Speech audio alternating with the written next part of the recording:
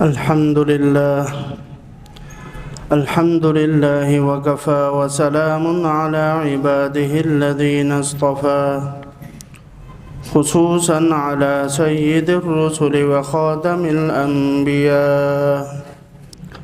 أما بعد فأعوذ بالله من الشيطان الرجيم بسم الله الرحمن الرحيم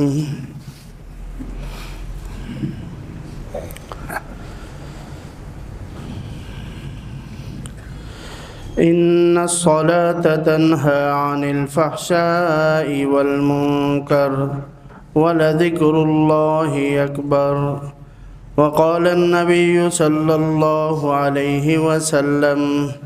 بني الإسلام على 5 شهادة أن لا إله إلا الله وأن محمدًا عبده ورسوله وإقام الصلاة وإيتاء الزكاة والحج وصوم رمضان وقال رسول الله صلى الله عليه وسلم بين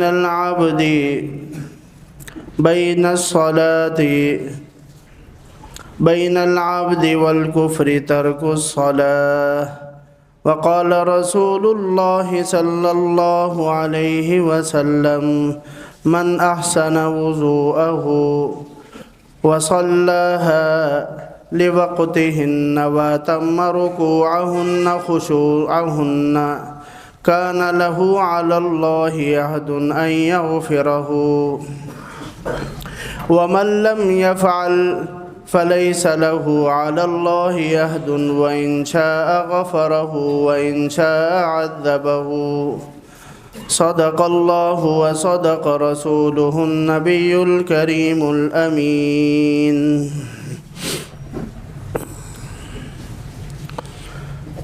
اللہ رب العزت کا احسان ہے، فضل ہے کہ اس نے ہمیں مہینوں کا سردار رمضان المبارک عطا فرمایا اور دنوں کے سردار جمعہ کے دن ہمیں اپنی بارگاہ میں نماز جمعہ کی ادائیگی کے لیے اور دین کی بات سیکھنے سکھانے کے لیے حاضر ہونے کی توفیق نصیب فرمائی۔ جس طرح اللہ تعالیٰ نے ہم پر اپنا فضل و کرم کر کے ہمارا انتخاب کر کے ہمیں اپنے گھر میں آنے کی توفیق عطا فرمائی، اسی طرح ہم اللہ تعالیٰ سے دعا گو ہیں کہ اللہ تعالیٰ ہماری اس حاضری کو قبول فرمائے۔ خوش قسمت ہیں وہ لوگ جن کو اللہ تعالیٰ بار بار اپنے گھر کی حاضری نصیب فرماتے ہیں، اپنے در میں پر آنے کی توفیق عطا فرماتے ہیں، اپنی بارگاہ میں سجدہ ریز ہونے کی توفیق نصیب فرماتے ہیں۔ یہ انسان کی سب سے بڑی خوش قسمتی ہے۔ جب بھی کوئی شخص اسلام قبول کرتا ہے تو اللہ تعالیٰ کی طرف سے سب سے پہلی جو عبادت اس کے ذمہ ہوتی ہے، لگائی جاتی ہے، وہ عبادت نماز ہے۔ اور نماز ایک ایسی اہم عبادت ہے جس کو ام العبادات بھی کہا جاتا ہے کہ تمام شریعتوں میں جتنی بھی حضور صلی اللہ علیہ وسلم سے پہلے شریعت آئیں، ان شریعتوں میں بھی نماز کا حکم تھا۔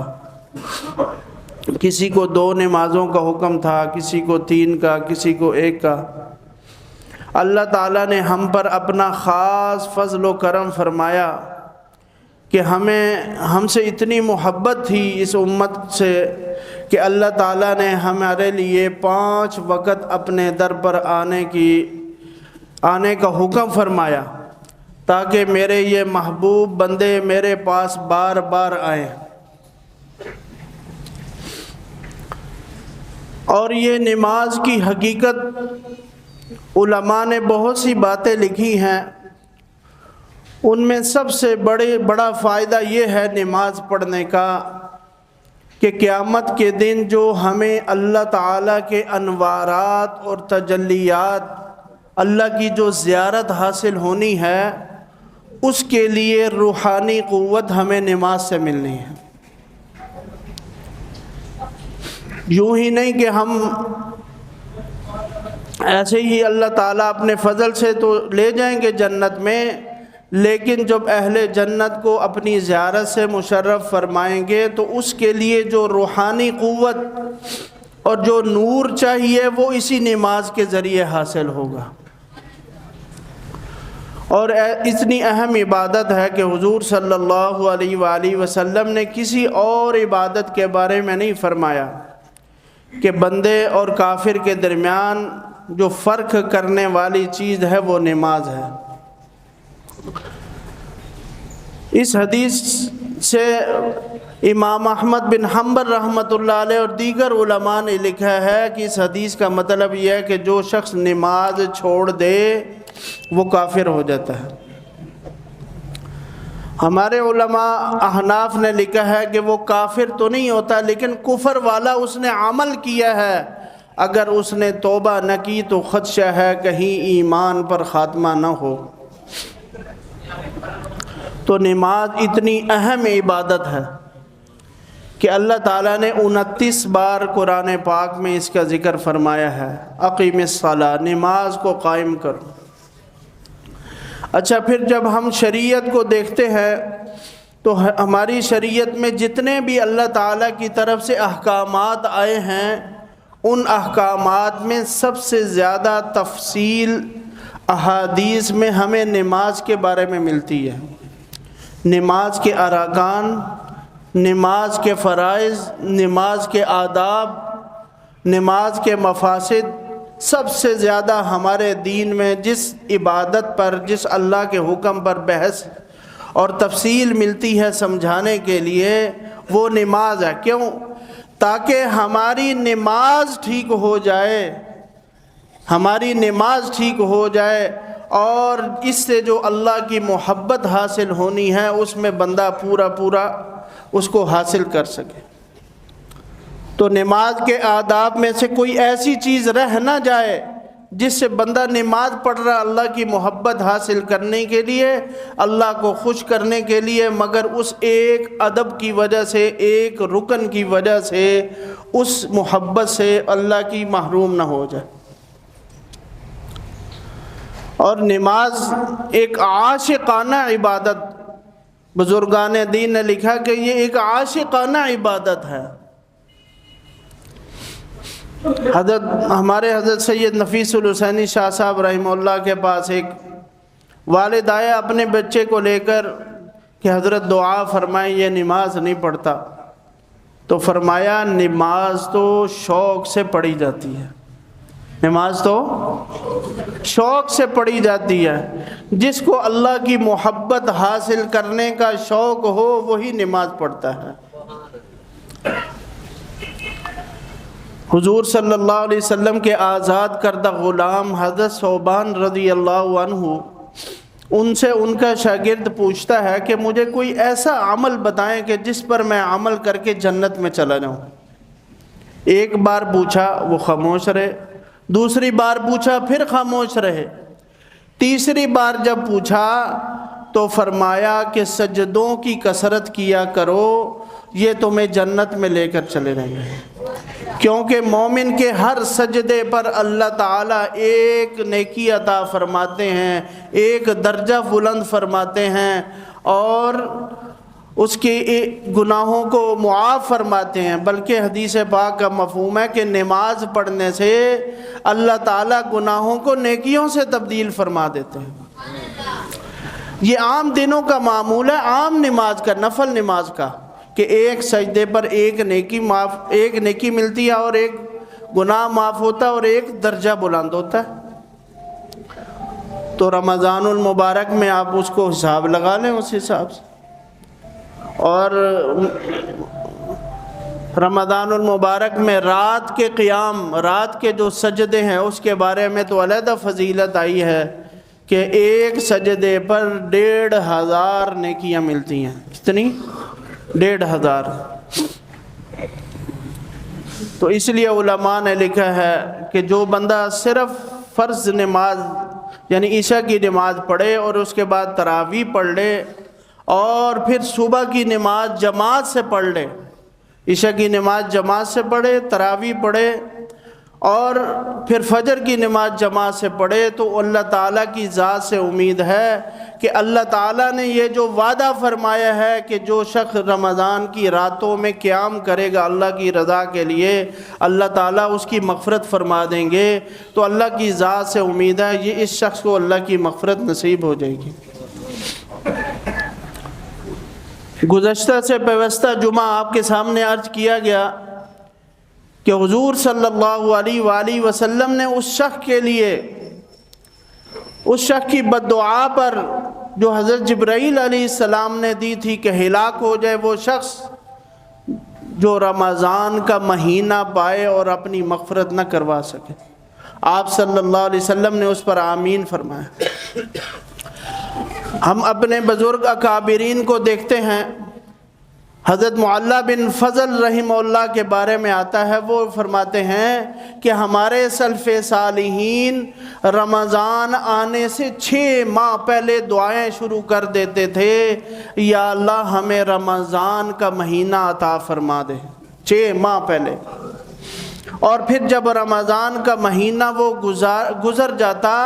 تو پھر 5 ماہ تک وہ اللہ تعالیٰ سے استغفار کرتے رہتے تھے کہ یا اللہ اتنی برکتوں عظمتوں والا آپ نے مہینہ عطا فرمایا، لیکن ہم اس کی صحیح قدردانی نہیں کر سکے، ہمیں معاف فرما دے۔ 5 ماہ تک۔ تو اب آپ خود حساب لگائیں کہ اللہ والے جو ہے وہ اس مہینے کو کس نظر سے دیکھتے تھے۔ شیخ الحدیث مولانا زکریا رحمہ اللہ کے بارے میں آتا ہے کہ وہ جو پارہ انہوں نے تراویح میں سنانا ہوتا اس کو اتنا پڑھتے تھے، اتنا اس کی اتنی تلاوت کرتے تھے کبھی نماز میں کبھی دیکھ کر کہ وہ ایک قرآن کے برابر ہو جاتا تھا، روزانہ اتنا پڑھتے تھے۔ اور امام اعظم ابو حنیفہ رحمہ اللہ کے بارے میں تو وہ قول مشہور ہے کہ آپ رمضان میں 61 قرآن پاک کی تلاوت فرمایا کرتے تھے۔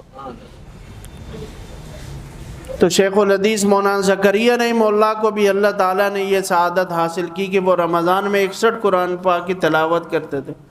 ان کے بعد میاں جی انعام الحسن رحمۃ اللہ علیہ جو تبلیغی جماعت کے بہت بڑے بزرگ گزرے ہیں، وہ بھی انہوں نے بھی اس کو اپنا معمول بنایا۔ تو یہ رمضان جیسے کہ چند جمعے پہلے عرض کیا گیا کہ حضور صلی اللہ علیہ وسلم نے خود شعبان کے مہینے میں اس کی عظمت بیان کرنے کے لیے ایک خطبہ ارشاد فرمایا تھا، اس میں فرمایا شہر عظیم شہر مبارک، کہ جس کو حضور اپنی سچی زبان سے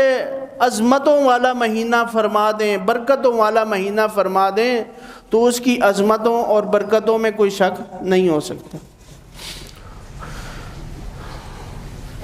امام نووی رحمۃ اللہ علیہ جو کہ مسلم شریف کی شرح لکھنے والے ہیں، انہوں نے لکھا ہے کہ ہمارے بزرگان دین سلف صالحین وہ اس رمضان کو اپنی تربیت گاہ سمجھتے تھے، اپنی تربیت کا مہینہ سمجھتے تھے، کہ وہ اپنے آپ کو اتنی مشقت میں ڈال کر اتنی عبادت کرتے تھے کہ جب رمضان المبارک جاتا تو وہ رمضان المبارک کے بعد بھی اسی طرح ان عبادات کو جاری رکھ سکتے تھے۔ تو اگر ہم بھی رمضان المبارک کو، رمضان میں چونکہ شیاطین قید ہو جاتے ہیں، اگر ہم بھی اس بات کا اللہ تعالیٰ سے مانگتے ہوئے ہمت کر لیں کہ یا اللہ آپ نے ہمارے ایک دشمن شیطان کو قید کر دیا اور ہمیں زیادہ سے زیادہ عبادات کی توفیق دی ہے، یا اللہ ہمیں رمضان کے بعد بھی اسی طرح ہمیں عبادت کی توفیق عطا فرمائے رکھنا۔ یہ نہ ہو کہ رمضان جیسے ہی گزرے اور جو ہمارا دشمن قید ہے وہ فوراً ہم پر حملہ آور ہو جائے، اور رمضان کی عظمتیں اور برکتیں جو اللہ تعالیٰ نے ہمیں عطا فرمائی ہیں وہ ساری کی ساری ختم ہو جائے۔ تو اس لیے اس رمضان المبارک میں سب سے پہلے ہم اس بات کا عزم کریں کہ ہم نے اپنی نماز کو ٹھیک کرنا ہے۔ اس کی وجہ یہ ہے کہ حدیث پاک میں کہ حضور صلی اللہ علیہ وسلم کو بھی جب کوئی سخت امر پیش آتا تھا، کوئی پریشانی پیش آتی تھی، کوئی تکلیف آتی تھی یا کوئی اہم موقع ہوتا تھا تو آپ نماز ہی کی طرف متوجہ ہوتے تھے۔ جیسے کہ کل 17 رمضان المبارک ہے، غزوہ بدر کا دن ہے، تو حضرت ابو بکر صدیق رضی اللہ عنہ بھی راوی ہیں، حضرت علی رضی اللہ عنہ بھی راوی ہیں کہ میں میدان جہاد میں لڑ رہا تھا، میں نے آ کر آپ صلی اللہ علیہ وسلم کا چھپرا جو بنایا گیا تھا عارضی طور پر، وہاں آ کر دیکھا آپ نماز میں مشغول ہیں اور سجدے میں رو رہے ہیں اللہ کے سامنے۔ اور فرماتے ہیں حضرت علی رضی اللہ عنہ کہ میں چلا گیا، دوبارہ آیا، پھر دیکھا آپ اسی طرح ہے، تیسری دفعہ جب میں آیا تو پھر بھی دیکھا آپ صلی اللہ علیہ وسلم اسی حالت میں ہیں اور رو رو کر مانگ رہے ہیں اللہ تعالیٰ سے۔ تو یہ جب بھی کوئی ہمیں سخت امر پیش آئے گا دنیا کی زندگی میں، دنیا میں مصائب بھی آئیں گی، تکالیف بھی آئیں گی، پریشانیاں بھی آئیں گی، تو اس کا حل آپ صلی اللہ علیہ وسلم نے اپنے طریقے سے بتا دیا کہ اس کا طریقہ کیا ہے کہ نماز پڑھ لینا، 2 رکعت نماز پڑھ کے اللہ تعالیٰ سے مانگ لینا۔ ایک اللہ والی گزری ہیں رابعہ بصری رحمہ اللہ تعالی، وہ باندھی تھی اور شکل و صورت کی خوبصورت نہیں تھی، لیکن اللہ تعالیٰ سے اتنی محبت تھی، اتنی محبت تھی کہ ان کو جب بھی کسی چیز کی ضرورت ہوتی 2 نفل پڑھتی، اللہ تعالیٰ سے مانگتی، اللہ تعالیٰ دے دیتے تھے۔ ایک دفعہ سالن پکانے لگی، پیاز کم ہو گیا، 2 نفل پڑھے، اور وہ لوگ ہر وقت باوضو رہتے تھے، اسی وقت مصلی بچھایا، 2 رکعت پڑھی، اللہ تعالیٰ سے مانگا، ایک پرندہ چونچ میں پیاز لے کر آ گیا۔ پھر انہوں نے یہ سوچا کہ کہیں یہ پرندہ کسی کا کہیں چوری اٹھا کر نہ لایا ہو، کسی دکان سے، کسی گھر سے یہ اٹھا کر ایسے ہی نہ لے آیا ہو جس کے لیے اجازت کی ضرورت ہے، انہوں نے اس کے بغیر ہی سالن بنا لیا۔ تو یہ نماز اتنی اہم چیز ہے، اس نماز کو اگر ہم اس رمضان المبارک میں بنا لیں گے، نماز کو نماز بنا لیں گے، تو ہمارا سارا سال کیا، ساری زندگی ہماری، جب بھی کوئی امر پیش آئے گا ہم 2 نفل پڑھیں گے، ہماری نماز بنی ہوگی، اللہ تعالیٰ سے مانگیں گے، اللہ تعالیٰ فوراً ہمارے مسائل حل کر دیں گے۔ مسائل کو لانے والی ذات بھی اللہ تعالیٰ کی ہے، اور مسائل کو دور کرنے والی ذات بھی اللہ تعالیٰ کی ہے۔ حکیم الاسلام قاری طیب صاحب رحمہ اللہ تعالیٰ نے اپنے خطبات میں لکھا ہے کہ حالات اور حوادثات، پریشانیاں یہ بندے کے ساتھ لازم ہیں، آنی ہیں۔ جب انبیاء کے ساتھ آئی ہیں تو عام مومنین کے ساتھ تو آئیں گی۔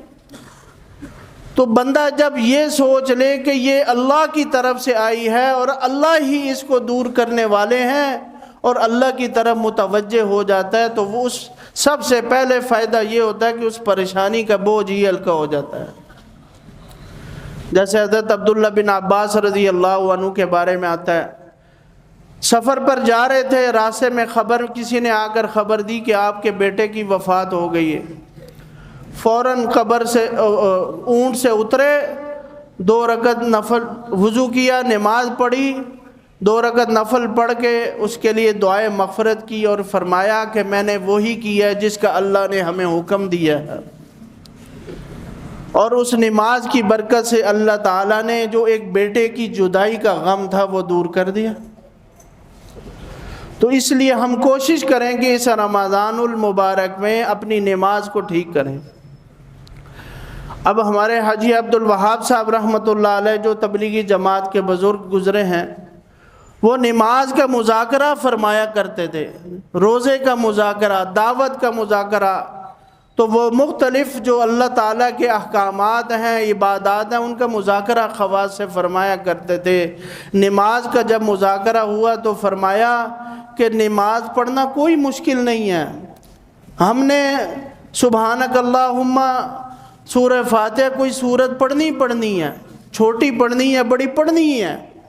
اسی طرح سبحان ربی العظیم کم از کم 3 بار پڑھنا ہی ہے، اور کھڑے ہو کر ربنا لک الحمد کہنا ہی کہنا ہے،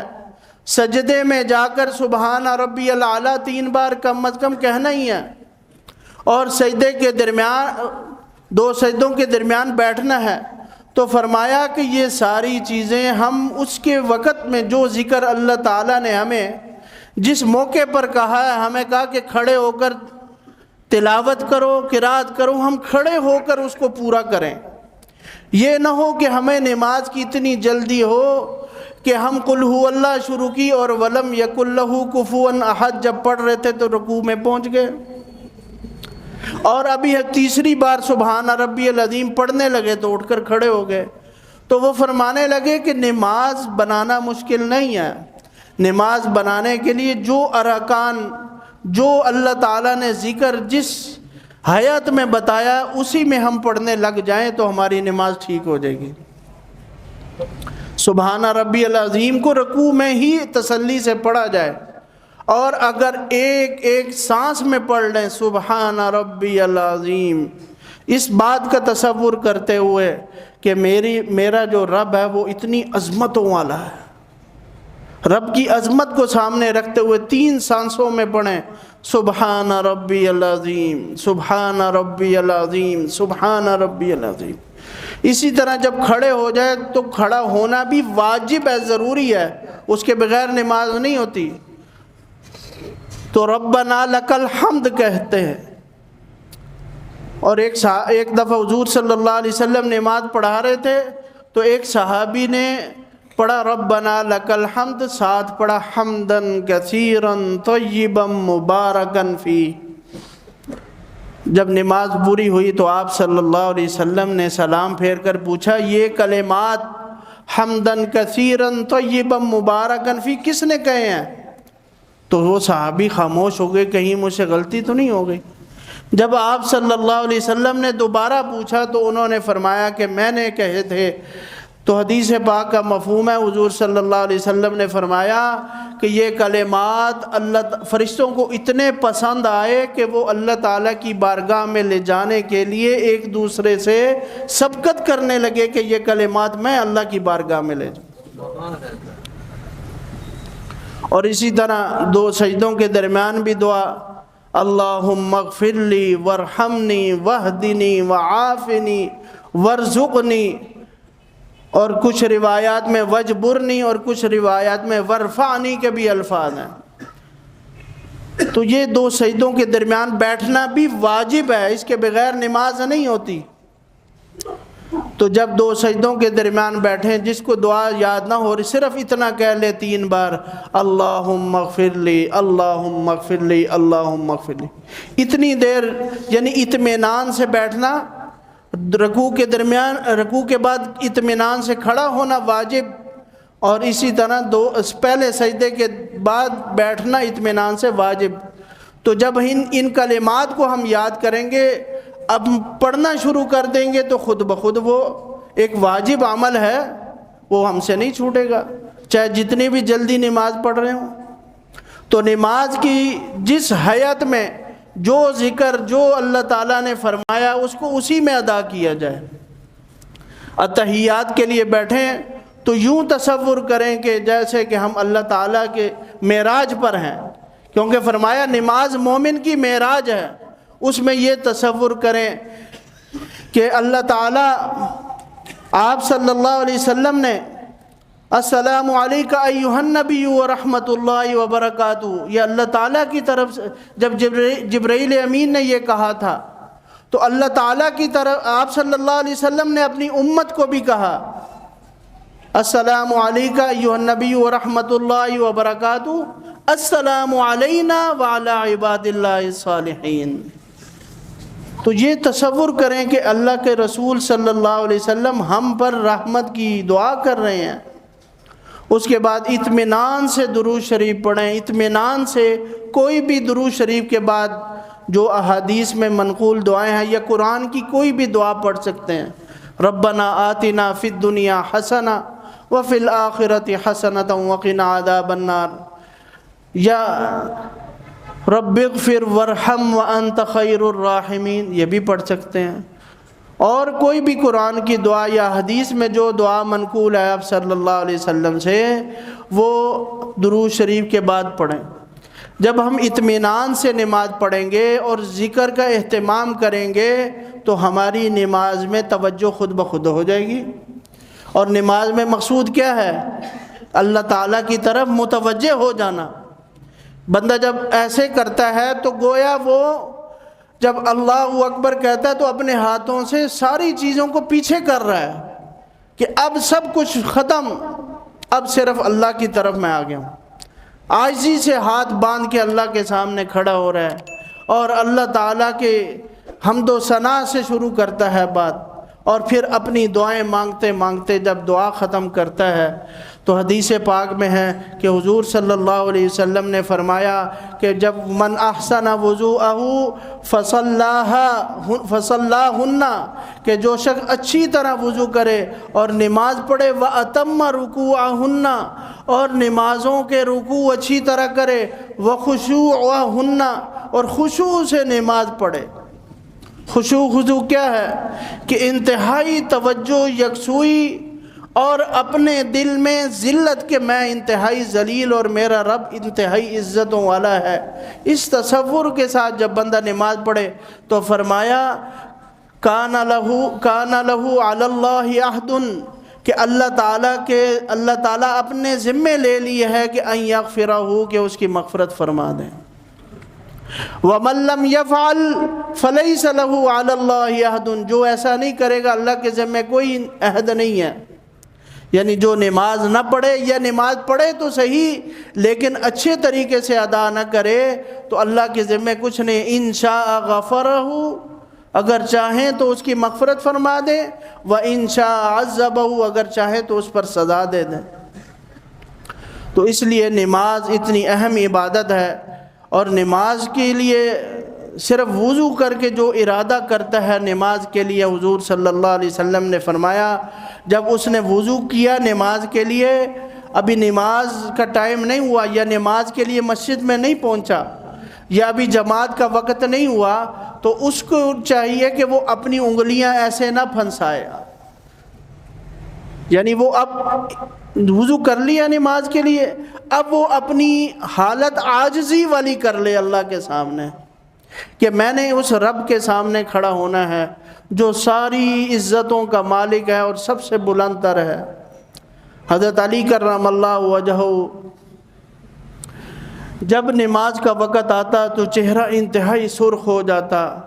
اور چہرے پر خوف کی کیفیت طاری ہو جاتی۔ تو کسی نے پوچھا کہ یہ ایسا کیوں ہے؟ فرمایا کہ اس رب کی بارگاہ میں حاضری کا حکم ہے جو ساری عظمتوں والا ہے، جو جبار ہے، قہار ہے، اس کی بارگاہ میں حاضری کا وقت ہے، حکم ہے جب ہم حاضر ہوں کہیں اس میں کوئی کوتاہی نہ ہو جائے۔ ہر نماز کے وقت یہ کیفیت ہوتی تھی۔ تو یہ رمضان المبارک اللہ تعالیٰ نے ہمیں نصیب فرمایا ہے، ہم اس پر اللہ تعالیٰ کا شکر ادا کرتے ہوئے ہر عمل کے بعد شکر ادا کریں، افطاری کے بعد شکر ادا کریں، نماز کے بعد شکر ادا کریں۔ اللہ تعالیٰ کوئی تلاوت کی توفیق دے دیں، تھوڑی یا زیادہ جتنی بھی، اس کے بعد اللہ کا شکر ادا کریں، اور کوئی تسبیحات پڑھ لیں تو اس کے بعد اللہ کا شکر ادا کریں، اور پھر دعا بھی مانگیں۔ الدعاء مخ العبادہ، کہ دعا عبادت کا مغز ہے، اور ایک حدیث میں الدعاء هو العبادہ، کہ دعا ایک علیحدہ عبادت ہے۔ سورہ بقرہ میں جہاں اللہ تعالیٰ فرمایا اسی کے ساتھ آگے فرمایا وَإِذَا سَأَلَكَ عِبَادِي أَنِّي فَإِنِّي قَرِيب، کہ جب بندہ مجھ سے مانگتا ہے نا تو میں اس کے انتہائی قریب ہوتا ہوں، اجیب دعوت الداعی اذا دعان، جب مانگنے والا مانگتا ہے تو میں اس کی پکار کو سنتا ہوں، قبول کرتا ہوں۔ تو جب ہم اس نیت سے اللہ تعالیٰ سے مانگیں گے کہ یا اللہ یہ جو تو نے مجھے عبادت کی توفیق دی، روزے کی توفیق دی، تلاوت کی توفیق دی، اس میں کوئی کمی کوتاہی ہوئی ہے تو اپنے فضل سے معاف فرما دے، تیری شان کے مطابق میرا کوئی عمل نہیں ہے، ہم نے آپ کے نیک بندوں کی نقل کی، آپ کے حکم کو پورا کیا ہے، یا اللہ یقیناً اس میں کمی کوتاہی ہو گئی، اس کو معاف فرما کر اپنے فضل سے اس کو قبول فرما لے۔ اس کا اہتمام کریں گے نا انشاءاللہ، اور اپنے گھر والوں کو بھی رمضان المبارک میں عبادات کی طرف راغب کریں، ان کو بھی ترغیب دیتے رہیں کہ گھر کے کام چھوٹے موٹے ادھر ادھر کر کے تلاوت کا اہتمام کریں، تسبیحات کا اہتمام کریں۔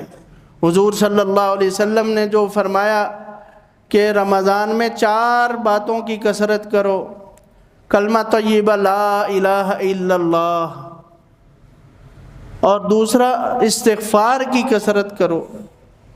تیسرا فرمایا کہ اللہ تعالیٰ سے جنت کا سوال بار بار کرو،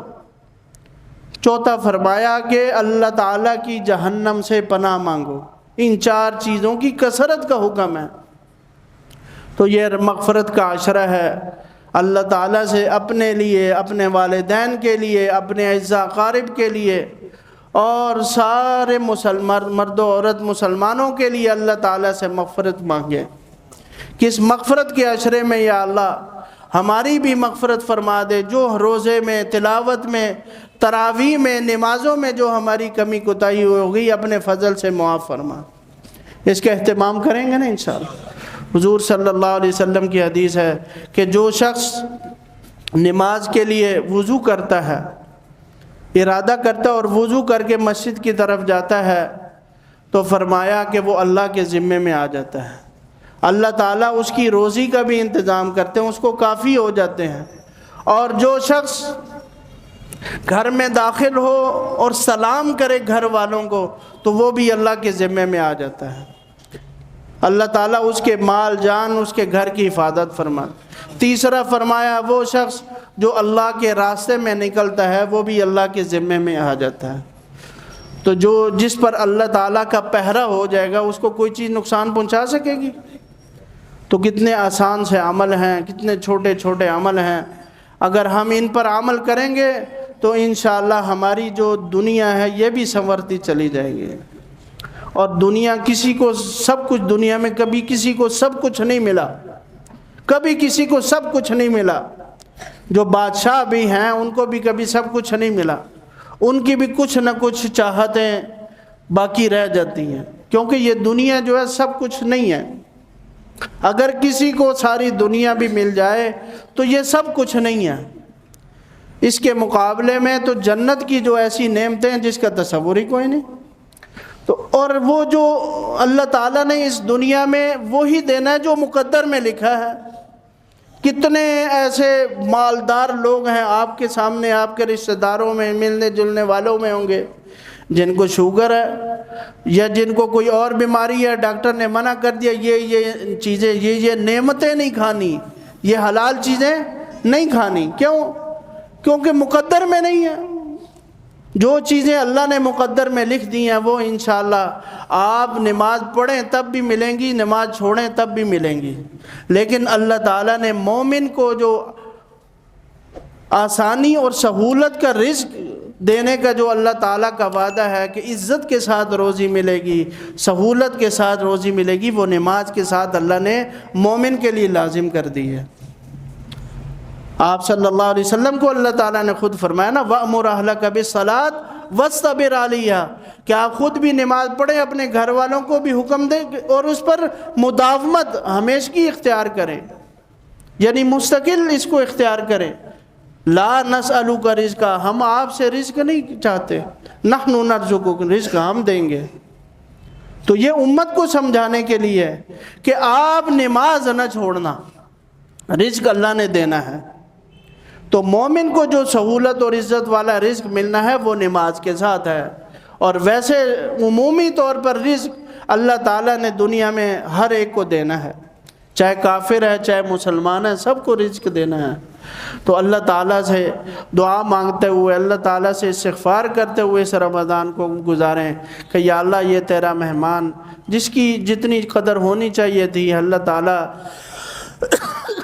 ہمیں معاف فرمائے، اتنی قدر نہیں ہو سکی۔ اس